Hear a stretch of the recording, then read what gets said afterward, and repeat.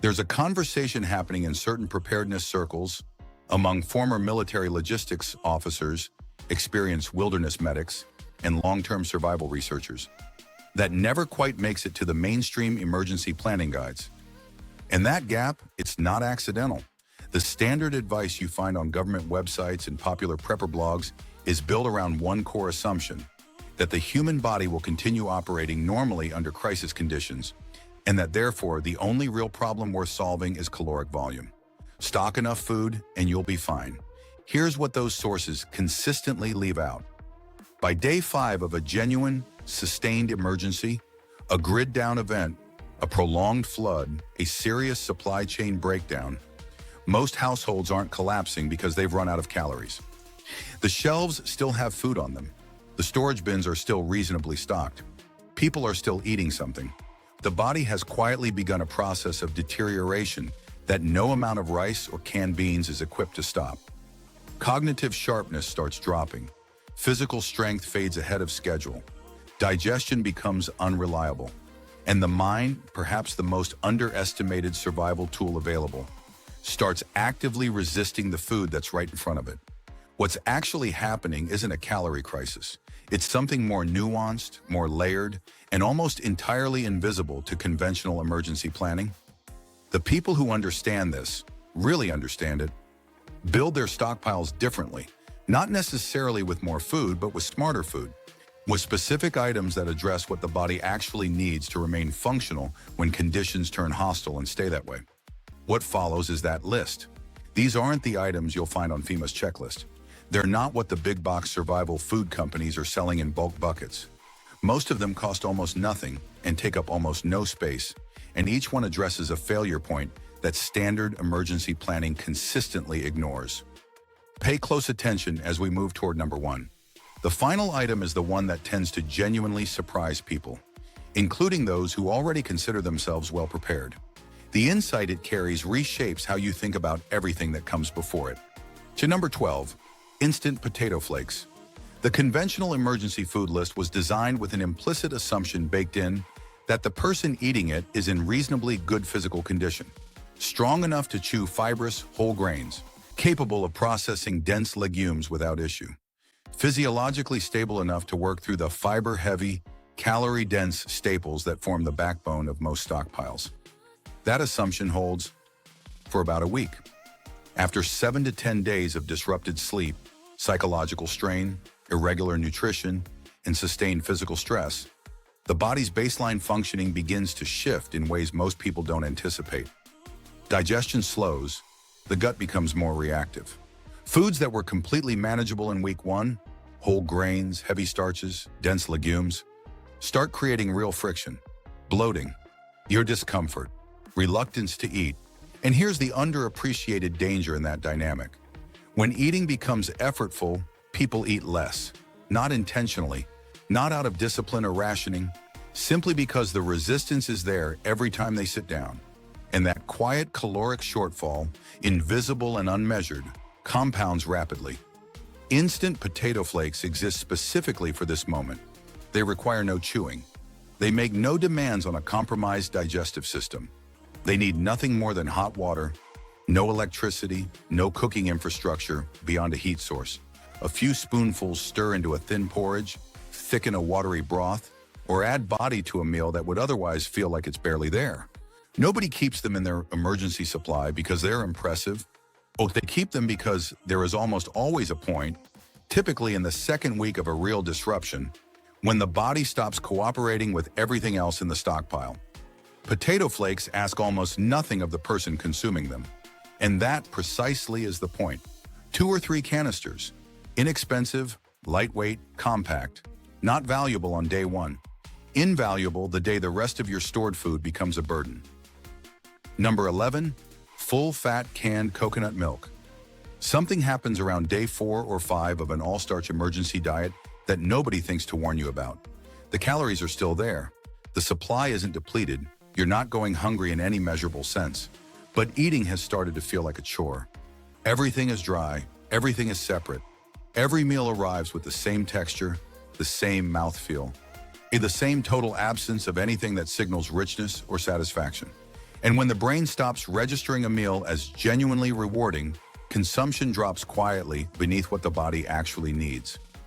Not through conscious decision, through accumulated resistance. Full-fat canned coconut milk solves this at the most practical level. Stir it into hot rice, fold it into mashed starches, pour it over porridge, and the entire character of the meal changes. Cohesive, smooth, satisfying in a way that dry staples simply can't replicate on their own. That difference keeps people finishing their portions, and finishing portions is what keeps people functional. But there's a deeper reason this earns its position, one that has nothing to do with texture. A dietary fat is the mechanism through which fat-soluble nutrients, vitamins and compounds present in the vegetables, spices, and proteins you're eating actually enter the body. Without adequate fat in the meal, many of those nutrients pass through unabsorbed. The food is there. The nutrition isn't making it in. Fat also extends the duration of the body's energy stability in ways that carbohydrates alone cannot match. A meal anchored with real fat sustains energy over a longer window, stabilizes mood more reliably, and reduces the peaks and valleys that make a difficult situation feel even more exhausting. One important distinction: always stock the full-fat version. Light or reduced fat coconut milk does not deliver the same functional benefit. In an extended disruption, now that difference matters considerably more than it sounds right now. Number 10. Dried seaweed. Before you skip past this one, hear out the logic, because the reason seaweed earns a spot on this list reveals a distinction that most emergency food planning entirely misses. And missing it is precisely how a well-stocked pantry still produces a body that's breaking down by week 3. There are two separate problems that emergency food needs to solve. Calories address the first one: hunger, energy, the fuel the body needs to keep moving. Most stockpiles handle this reasonably well. The second problem is mineral maintenance, and almost no stockpile addresses it at all. Standard emergency staples: rice, pasta, dried beans, flour, oats. All of them are effective calorie sources. None of them supply meaningful iodine. None support thyroid function, which regulates body temperature, metabolism, and energy processing. None provide the magnesium the cardiovascular system needs to maintain stable rhythm, or the trace minerals that the nervous system quietly depletes under sustained stress. These deficiencies don't announce themselves. They accumulate, a gradually worsening inability to stay warm. Cognitive fog that deepens by the day. A sense of physical weakness that more food doesn't address, because more food isn't what's missing. Dried seaweed, nori, wakame, any variety, contains iodine and magnesium in concentrations that have no meaningful shelf-stable competition. A small sheet stirred into rice or dissolved into broth delivers mineral content that the rest of the stockpile cannot provide.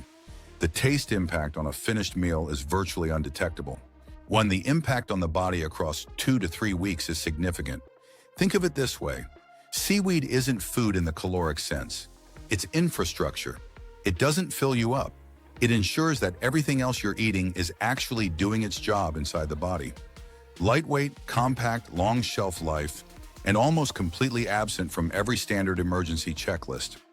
That last part should tell you something. If this level of detail is useful, the kind of breakdown that goes past conventional advice and into what the body actually needs, consider hitting like, dropping a comment, and subscribing. The items coming up are where the list gets genuinely surprising. Number 9. Instant noodles. The crisis that most emergency plans fail to prepare for isn't physical, at least not directly. It's psychological. And its consequences are entirely physical by the time most people recognize it. Here's how it unfolds. Around day 3 or 4 of eating the same rotation of staple foods, something begins to shift in the household atmosphere. No single moment defines it, but a persistent, low-grade irritability starts building. Small disagreements become sharper conflicts. People begin leaving food on their plates, not because they're full, but because the resistance of eating the same thing again is real, and it wins. The sense that anything resembling normal life is still accessible begins to dissolve. That psychological erosion has measurable physical consequences. Decision quality drops. Resource management worsens. Household cohesion, the cooperative functioning that makes a group more effective than individuals, starts breaking down before the food supply does. One package of instant noodles does something that rice and beans structurally cannot. The smell during cooking is different. The texture is different. The whole sensory experience of the meal breaks the loop that the brain has been trapped in. That's not a small thing. It's a genuine neurological reset that restores willingness to eat, and with it, willingness to cooperate. In households with children or elderly members, that effect is amplified further. Familiar comfort foods function as psychological anchors in disorienting situations, maintaining emotional stability in ways that nutritional efficiency alone cannot. One practical note worth knowing: during actual supply disruptions, instant noodles frequently remain on shelves long after higher perceived value items are gone. They're not what people panic buy first. That means they're available when other convenient options aren't. Stock variety. The benefit depends on the brain registering something genuinely different. That requires real variation, not just rotating between two flavors. Number 8, textured vegetable protein, TVP. Here is the gap that quietly destroys physical function in extended emergencies, and almost nobody is talking about it specifically. Standard emergency stockpiles are carbohydrate heavy by design. Rice, pasta, oats, flour, all of them store well, cost little, and provide the energy the body needs to keep moving. In the first week, a high carbohydrate diet sustains function adequately. But somewhere in week 2 or 3, without consistent protein intake, something measurable begins happening beneath the surface. Muscle tissue starts breaking down, not dramatically, gradually, almost imperceptibly. Strength fades at a pace that's easy to attribute to stress or poor sleep. Recovery from light physical activity slows. For anyone over 40, this deterioration accelerates noticeably faster than they'd expect. The mechanism isn't complicated. When protein intake falls consistently short, the body doesn't wait for external supply. It harvests the amino acids it needs from its own muscle tissue. That process, once underway, takes considerably longer to reverse than it took to begin. And in an environment that may already be physically demanding, losing muscle function at that rate is a compounding problem. Textured vegetable protein, TVP, addresses this directly in a format purpose-built for emergency conditions. No refrigeration, lightweight enough to store in quantity, rehydrates in hot water within minutes. When properly seasoned, it develops a texture close enough to ground meat that it changes the psychological character of a meal, not just its nutritional profile. Mixed into rice, stirred into soups, combined with broth and coconut milk, it fills the structural protein gap in a carbohydrate-heavy diet quietly and effectively. Not a luxury item, a prevention measure for a form of physical deterioration that most emergency plans don't even acknowledge as a risk. Number 7, nutritional yeast. The deterioration this item addresses doesn't arrive all at once. It builds so gradually, so quietly. I know that most people have been experiencing it for several days before they recognize something is actually wrong. Around days 10 to 14 of eating primarily from a standard emergency stockpile, rice, pasta, beans, grains, a specific cognitive pattern begins to emerge. Mental sharpness softens. Fatigue sets in earlier each day. The ability to maintain clear focus on decisions, which matter more during a crisis than at almost any other time, becomes noticeably impaired. Emotional regulation becomes harder. The automatic assumption is stress. That's understandable. But the actual driver is often B vitamin depletion. Standard shelf-stable staples provide almost no meaningful B vitamins. They don't deliver a complete amino acid profile. The body, operating under already elevated stress, depletes its B vitamin reserves faster than usual. And without replenishment from the diet, the neurological and cognitive effects begin accumulating. By the time the impairment is obvious, the deficiency has been building for days. Nutritional yeast contains concentrated B vitamins including B12, a nutrient nearly absent from plant-based diets and essential for neurological function. It also provides a complete protein profile that dried staples cannot match on their own. 2 to 3 tablespoons stirred into hot food introduces nutrients that would otherwise be entirely absent from the diet. It adds a mild savory depth that makes rotating meals feel marginally less identical. A small benefit, but a real one when monotony is already eroding morale. For anyone whose stockpile doesn't include reliable sources of meat, eggs, or dairy, much this isn't an optional enhancement. It's one of the only shelf-stable mechanisms for maintaining cognitive and neurological function across weeks of restricted eating. Start using it early, not as a response to symptoms, before they have the chance to develop.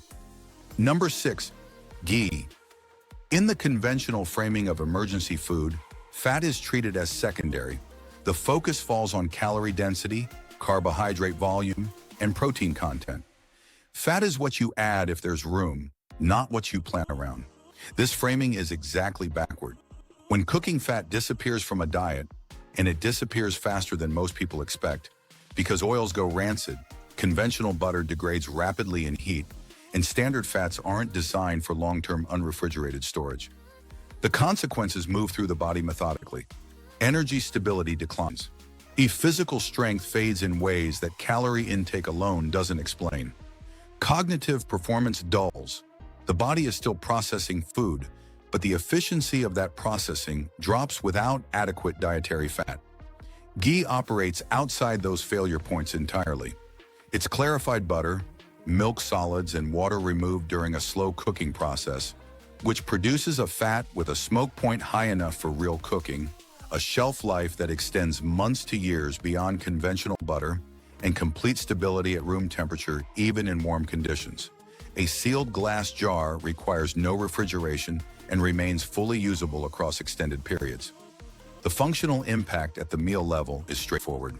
A small amount of ghee stirred into plain rice or beans converts a meal that sustains basic function into one that delivers stable and lasting energy. The body runs more efficiently, strength holds longer, and the cognitive dullness that follows fat deprivation stays at bay. That's what earns ghee this position. Not its flavor, not its culinary versatility, but the fact that it remains a reliable fat source exactly when every other option has already degraded or run out. Genuinely find this useful? A like and a subscribe costs nothing and helps more. Comment with the item that surprised you most. We read them all. Number 5, whole wheat berries. This is the most inconvenient item on this list. It requires more preparation than anything else here. It asks something of you before you need it. And for those reasons, it's also the item most people quietly skip when building their stockpile, which is precisely why it matters most. Here's the problem it's solving. Stated plainly, almost everything in the average emergency supply was assembled somewhere else, by equipment you don't own, in a form that requires no further processing. That convenience is valuable, right up until the moment those supplies are exhausted. At that point, most households discover that they don't actually have the raw materials to make anything. They had pre-made food. They never had ingredients. Whole wheat berries exist outside that problem entirely. They are a true base ingredient, unprocessed, unpackaged, requiring no infrastructure to create. Stored properly, they have a shelf life that outlasts almost anything else in the pantry. And they offer something that prepackaged food cannot: genuine optionality. Soak them overnight, slow cook them the next day, and you have a soft, digestible porridge. Hush dry roast them and crack them coarsely for a warm, textured cereal with a distinctly different character. Grind them fine, combine with water and salt, cook in a pan. Simple flatbread. 3 meaningfully different meals from one ingredient with no electricity required and no specialized equipment beyond basic tools. In extended situations, that variety carries psychological weight that goes beyond nutrition. The ability to make a choice about what form a meal takes, even within limited circumstances, restores a sense of agency and control that has genuine stabilizing effects on group behavior and decision-making. Keep them in reserve.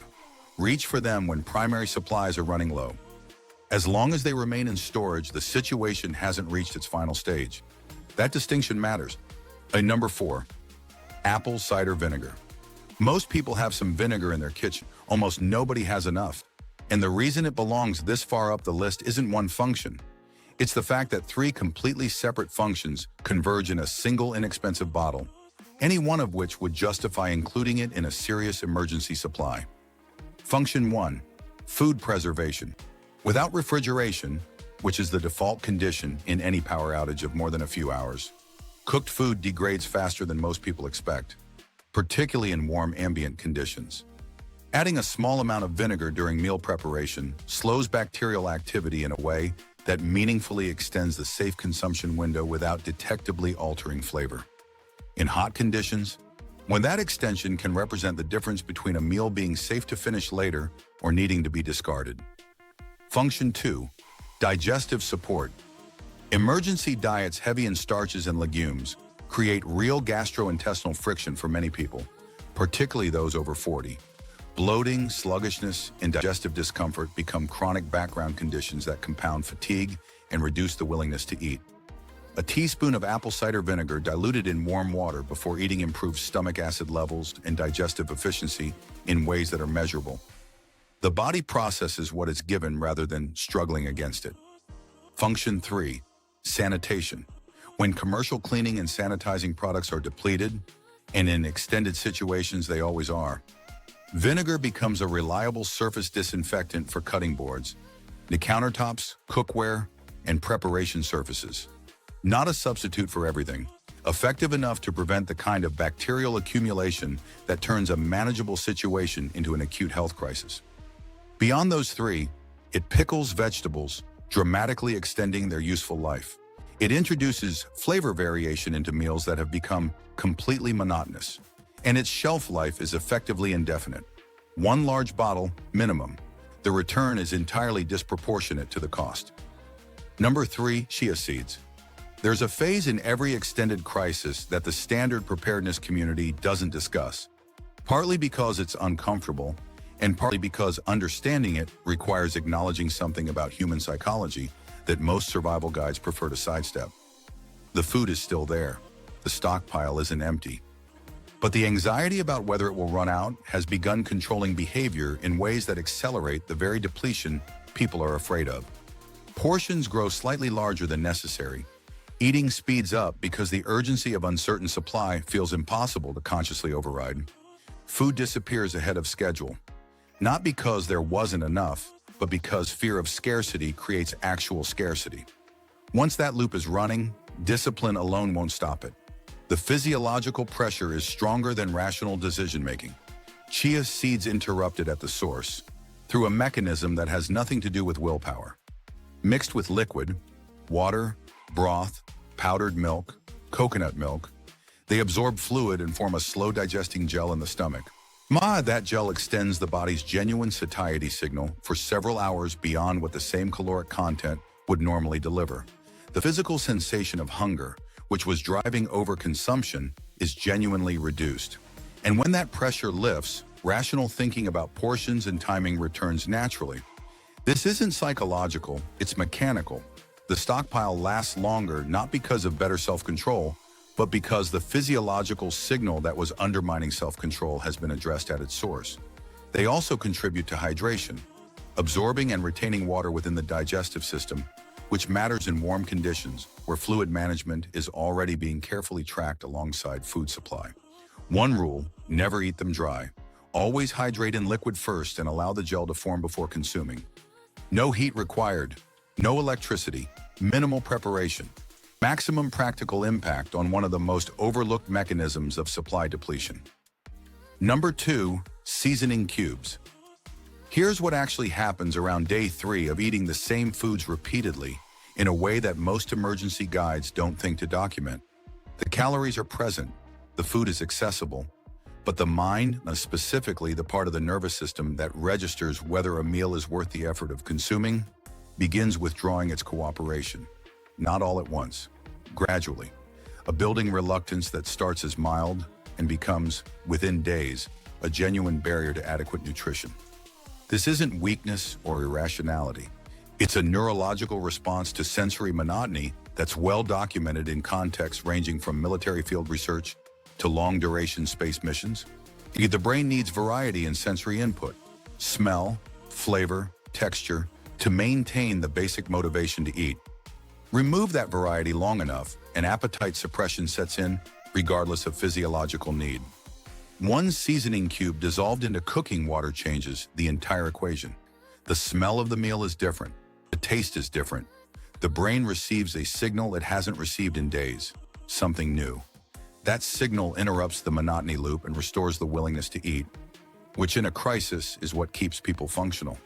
But seasoning cubes carry a second function that operates below the morale level and matters more physiologically than most people realize.